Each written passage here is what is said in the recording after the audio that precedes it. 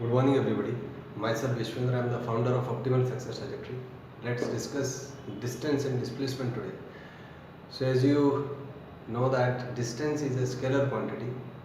If a particle is in motion and it's moving along a curve, the actual path length traveled by the particle is called the distance. Whereas you just connect initial and final point. Suppose the particle starts moving from A and it moves to B. So the vector connecting A and B is called the displacement vector. Its magnitude is equal to the shortest distance between 2 points. So let's see things into the proper perspectives.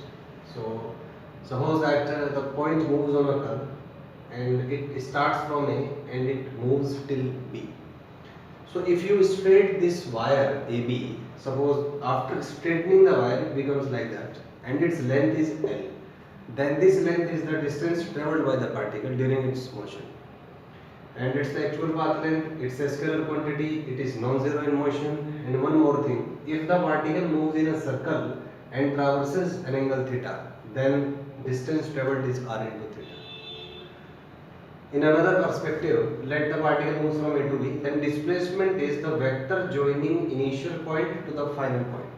Now let's suppose that the position vector of point A with respect to an arbitrary origin is O, is vector Rs, and of point B is vector Rb.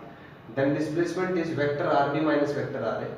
So it is a vector quantity and it has a magnitude equal to the shortest distance between 2 points. One important result, in a circular motion, if the particle traverses an angle theta, the displacement has a magnitude 2r sin theta by 2. It's from properties of triangle. Hope this works for you. So you have seen that whatever you learn, make sure that you learn it with system, with proper interconnections, and with the steps.